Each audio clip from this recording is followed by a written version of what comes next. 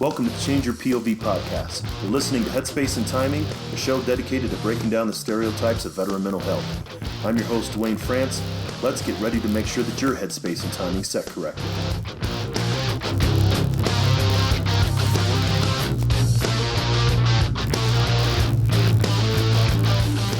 Hey everybody, welcome to Headspace and Timing. If this is your first time listening, then thanks for checking us out. As many of you who serve know, the M2 machine gun, the 50 cal, is one of the greatest weapons in the military's arsenal. If the weapon's headspace and timing isn't set right, however, it's just a huge chunk of metal. Veterans can be rendered inoperable if their headspace and timing's not set correctly either. That's my mission here, to raise awareness about veteran mental health and reduce the stigma against seeking support. Each week we'll talk about different aspects of veteran mental health and interview mental health professionals that are working with veterans, service members, and their families around the country.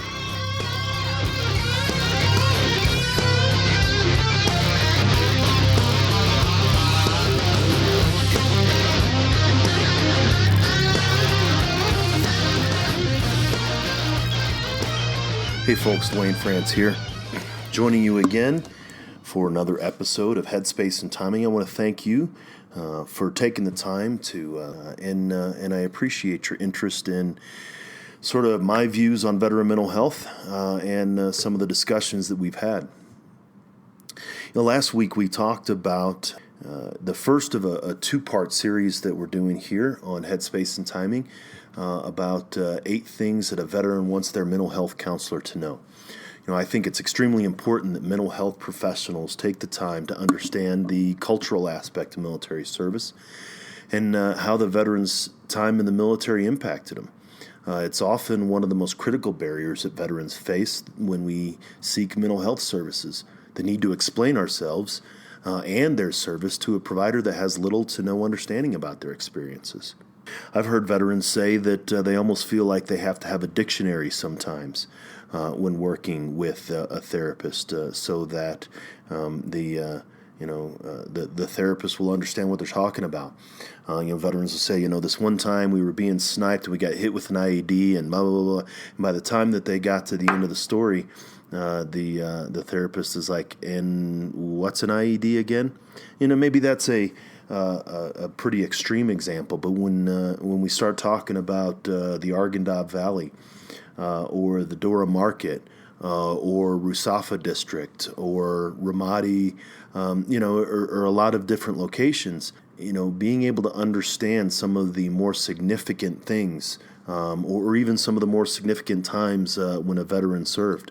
If a veteran said, they were in Afghanistan in early 2002, that means that they were probably in pretty austere conditions.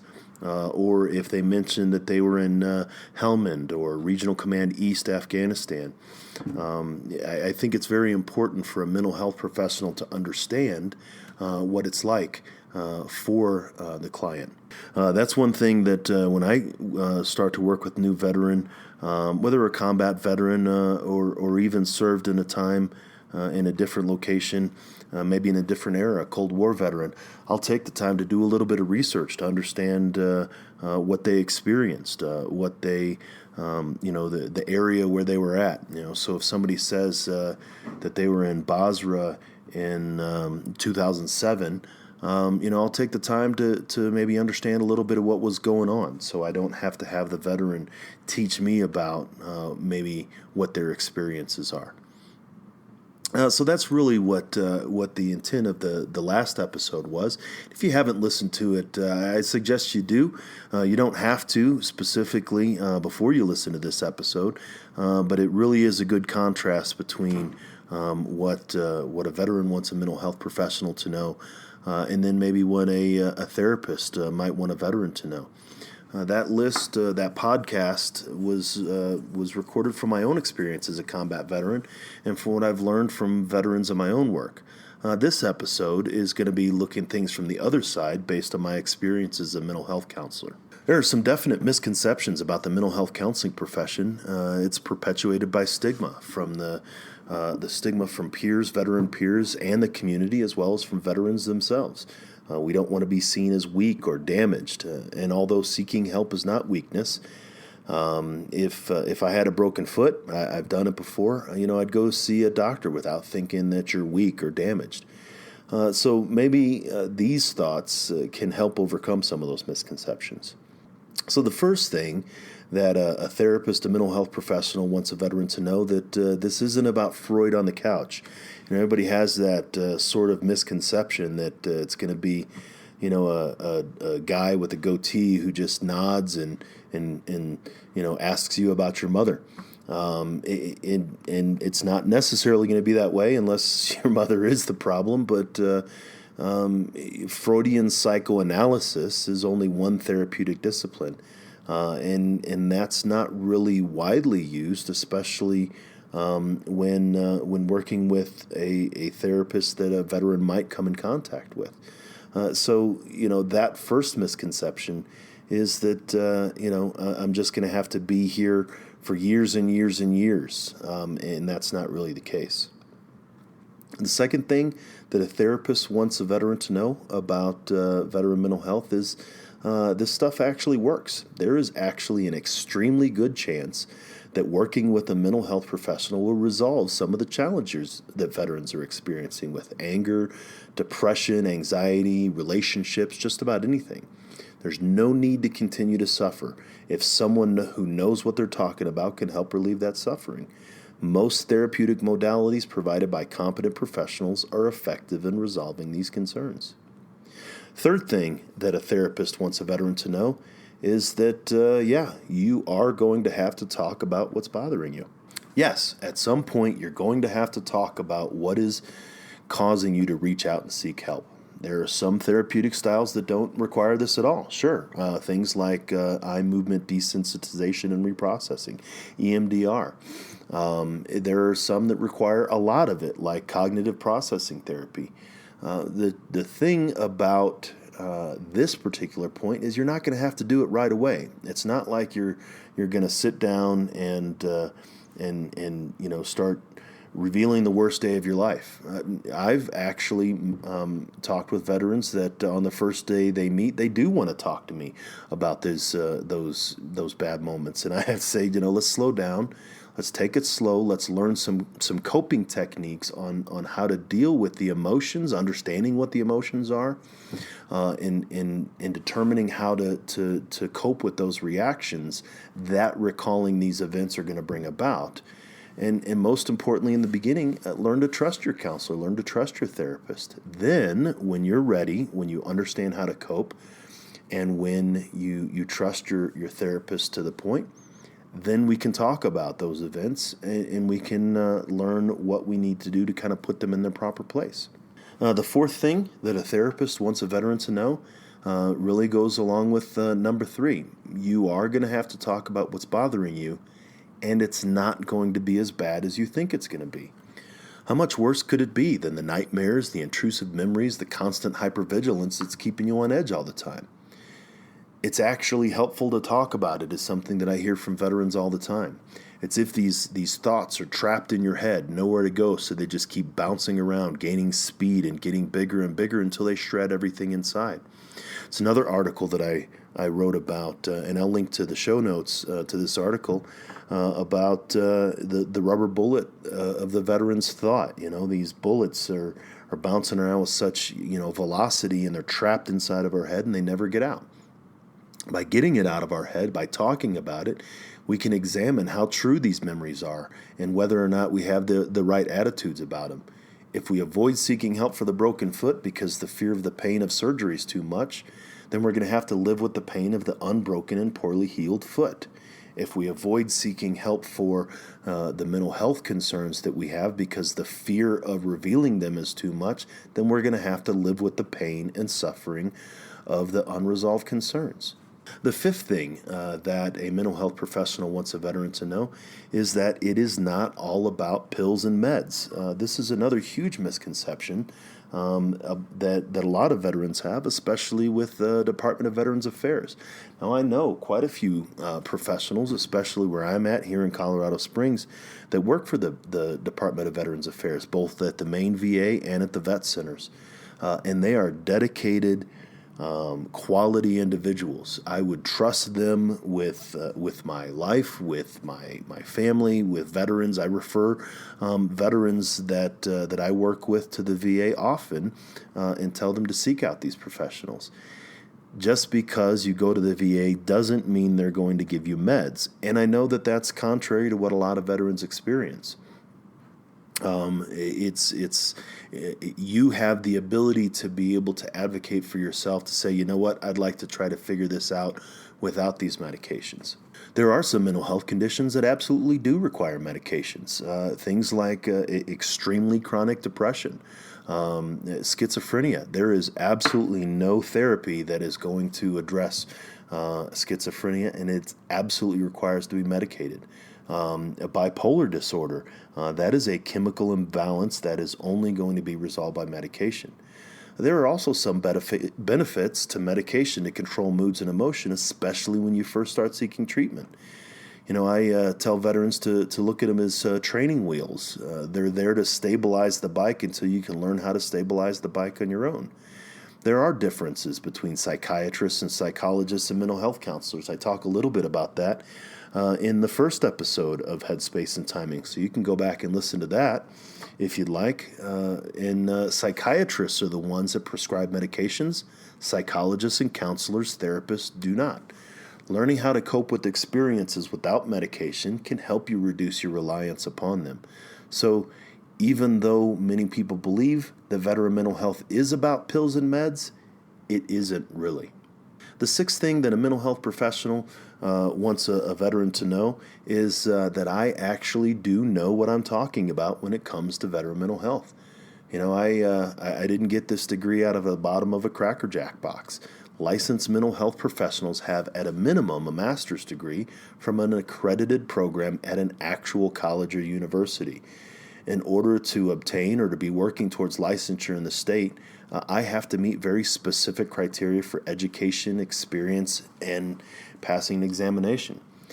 Just like a doctor and a lawyer, I wouldn't be able to do this job if I weren't qualified. More importantly than just having the paper on the wall, where it's not just that, but more importantly than that, I understand the history, the theoretical basis, and the techniques of my profession. I adhere to a professional code of ethics, and I'm a member of a professional organization that helps me maintain my understanding of the mental health profession. If you trust nothing else about a therapist from the beginning, trust that they have the training and experience to help you get to where you want to go. This is sometimes a challenge that a lot of veterans have, is they think they're going to a therapist, or they think they're engaging in some type of adjunctive therapy, which they're great, and I'm going to have many practitioners of embodied therapies and therapeutic yoga, equine therapy, all of these different things. I'm going to have guests like that on the show. But if you are actually sitting in front of a licensed clinical mental health professional, then they absolutely do know what they're talking about. The seventh thing that a mental health professional wants a veteran to know is, at least from my standpoint and many of the colleagues that I work with, I'm not going to tell you what to do. I'm not going to give you advice. This isn't Dr. Phil or Dear Abby. Chances are you have more than enough people in your life telling you what you should or shouldn't do, but that's not what a therapist is there for. I tell therapists that I work with, I'm not an answering machine, I'm a mirror. I can ask questions, I can make statements, I can help you understand how your experience has impacted you. I can help you become more aware of why things are the way they are and how they affect you today, but I'm not going to tell you what you should or shouldn't do.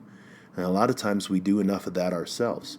Together, myself and a client and a veteran, me and the veteran can examine how they think and what they believe, and they may be able to come to a greater understanding that you don't want to think or believe things in a certain way anymore, but I'm not going to tell you what you should or shouldn't do. If that's what you think that a therapist is there for, if that's what you're looking for, just tell me how to stop feeling this way and I'll do it, then that's maybe another misconception that we can work on when you go to see a therapist. The number 8 If you and I don't click, then let me find someone who you do click with.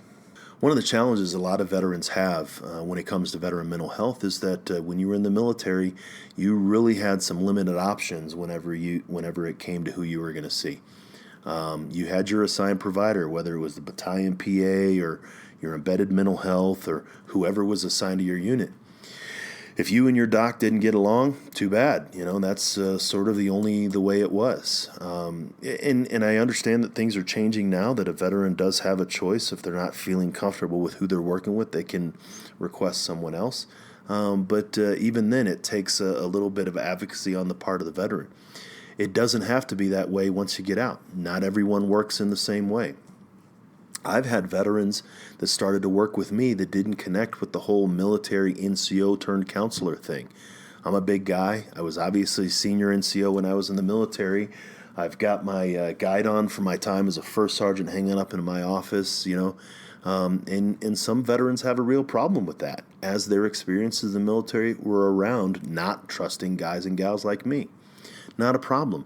Let me find someone who you can work with. Let me find someone who you do have the ability to connect with. I'm a professional that keeps things professional. And if I take the fact that we don't have a personal connection or we don't click, if I take that personally, then I'm not keeping things professional. It's about the veteran. It's not about me as a therapist. It's about your needs, not mine. And so another real quick episode, just another bookend that is a little bit about 8 things that a mental health professional wants to know. If you're interested about some of the other things and you hadn't listened to the previous episode, I recommend that you go back and do that. You can see that on the iTunes feed or on the Change Your POV network.